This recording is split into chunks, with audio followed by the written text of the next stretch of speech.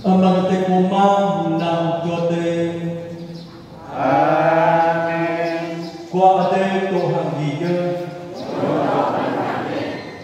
Tapi ke wajah te hanta rom tua kapne dari sebuah buku burung yang ke bingju yang ke bingju hotik amalsan blokro mau wajah te to kapdik yang beran yang ke bingju mau terdik dunia mau terdik maaf itu tak naik kamu orang bingju.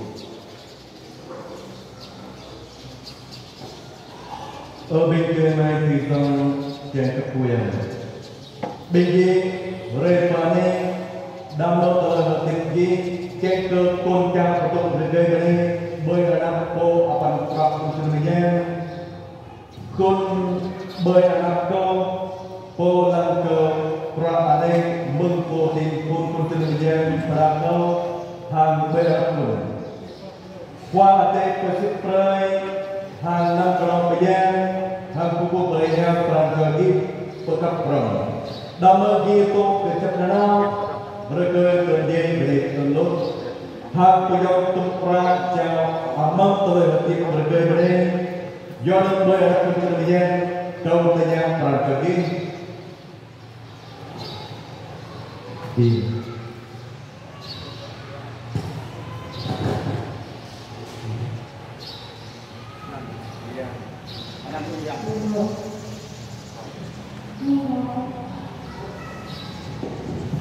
Đầu tanya anak ini.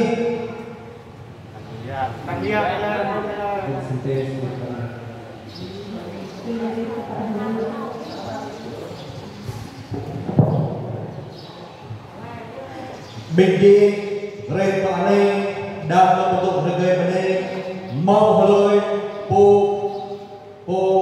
ta para pegawai gimana?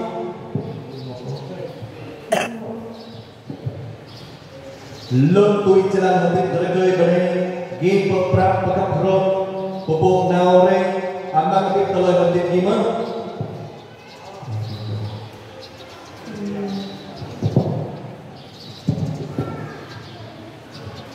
Gim peprak jika tu anak pak buk kuai hati dapat betul pak genyo tui telai tempo krito hang kun jemnya.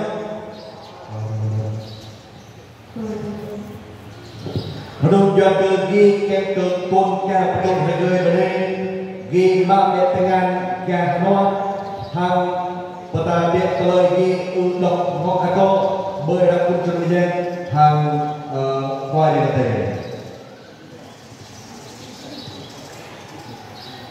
Oh kita kami tak tahu dari tak habis di negara hang rumah mereka bekerja kami lembaga lâm du lâm cùng vợ và gia cảnh khác gia cảnh khác lợi dụng và sử dụng cái công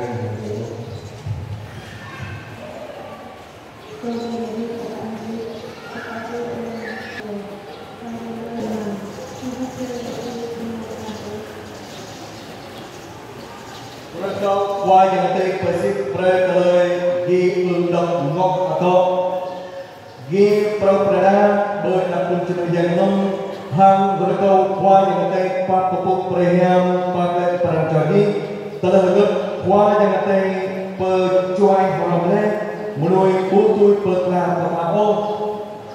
Amin. Berkau qua yang tadi pupuk perayaan tumkong ni di pecah nang le pupuk perancuan lagi pekap tu kecap rom. Amin.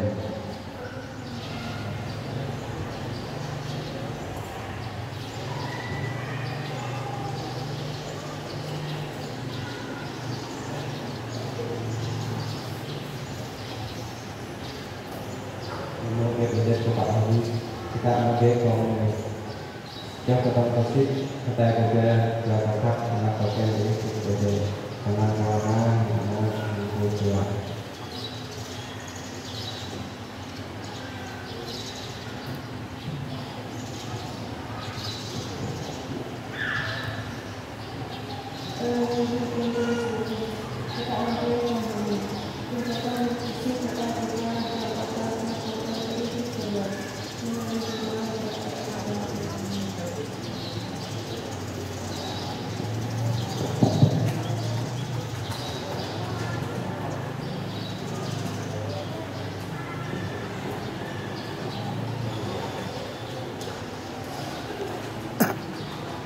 Biji mereka ini nama betul harga ini mauเลยโปตามปรับประกอบดีมั้ย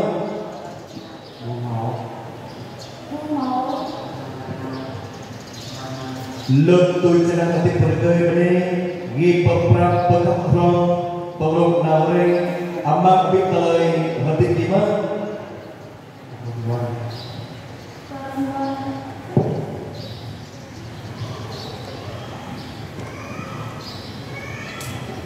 Binggi pemperat kehon jika Tuhan nampak berbuat yang baik dapat foto panggilnya duit teletek pokreto hang kunci menjaga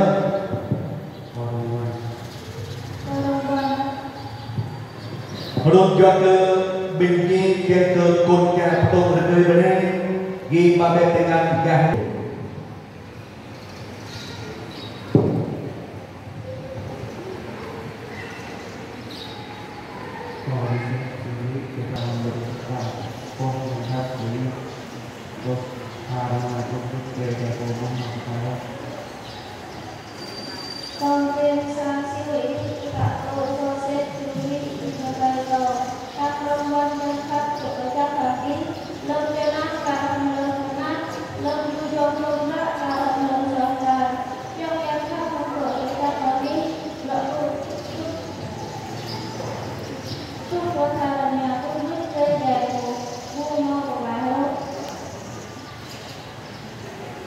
Rekau wajah teh pasti perintah lulung mok atau binggi penuh berada dengan kunci menjangmu hak rekau wajah teh pak pupung berehnya pakai perancangi terlebih wajah teh pesuai horomnya menui kutui petlah tapao